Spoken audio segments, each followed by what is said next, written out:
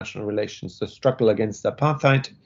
She wrote about how norms are, in a sense, they don't develop in a total normative vacuum. They're actually struggling between prior norms that were accepted until new norms start to emerge. We then have a certain life cycle of norms where norm entrepreneurs are pushing for certain norms to be adopted in the international arena.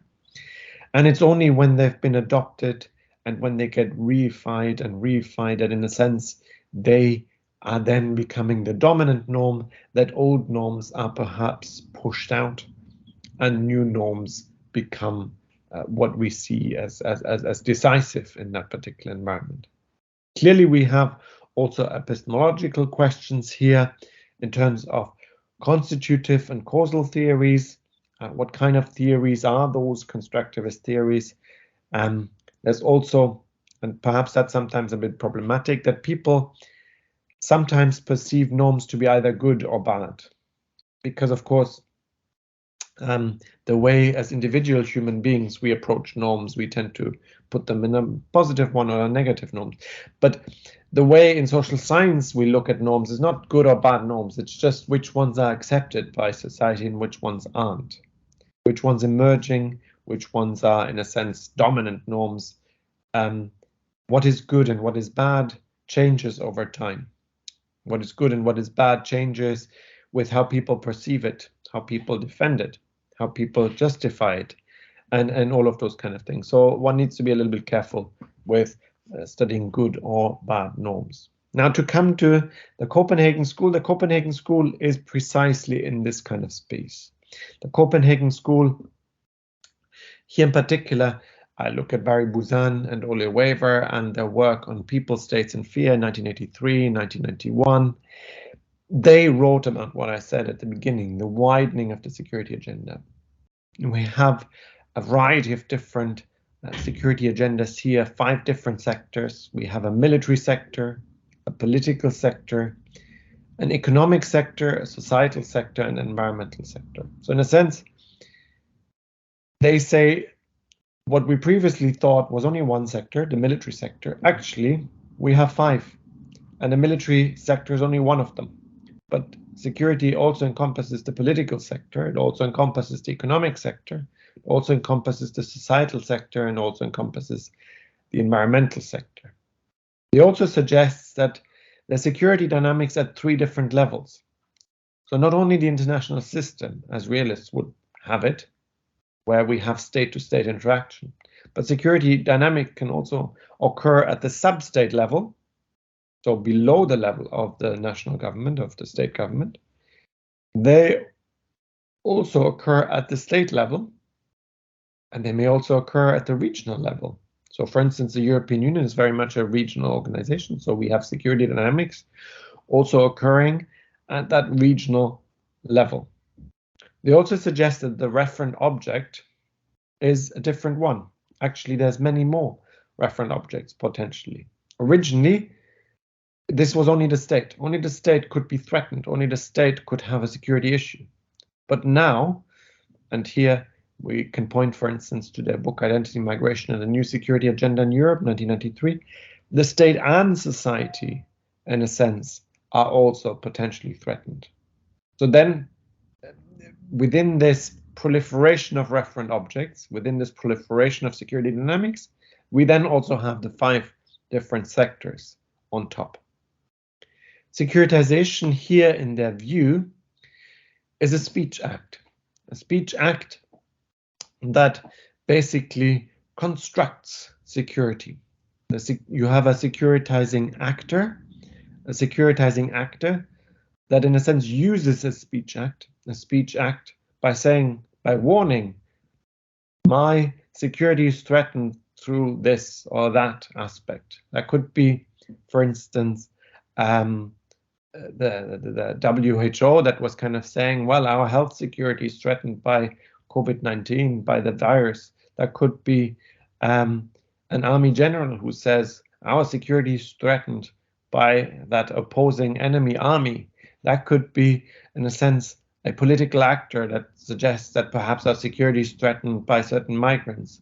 It could be a police officer who says our security is possibly threatened by certain terrorist actors. It could be a variety of different actors that ultimately construct through their speech act, a security threat.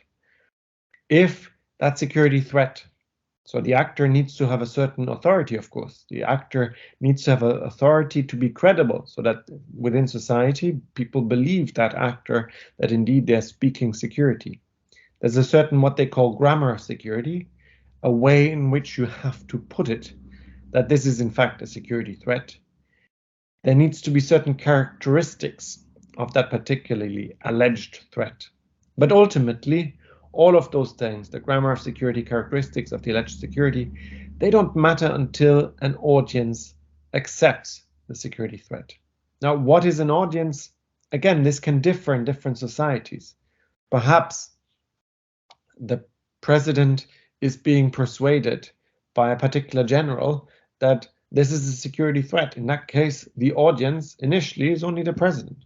Perhaps this audience is the public at large, especially if speeches are made in the media and so on. So we can have a variety of different possible audience. We can have a multiple audience, in fact, each providing legitimacy to the authority of the securitizing actor and accepting the security speech act, if you like. The aim that some people are suggesting is in fact a desecuritizing. Desecuritization meaning that now that we've recognized there's a security threat, we're dealing with it and we're desecuritizing it. We're kind of bringing down the rhetoric on terms of security. We are shifting, in a sense, the political object that has gone from the realms of normal politics to the realms of exceptional politics, because this is what, in fact, security suggests it is. It is an exceptional state of affairs.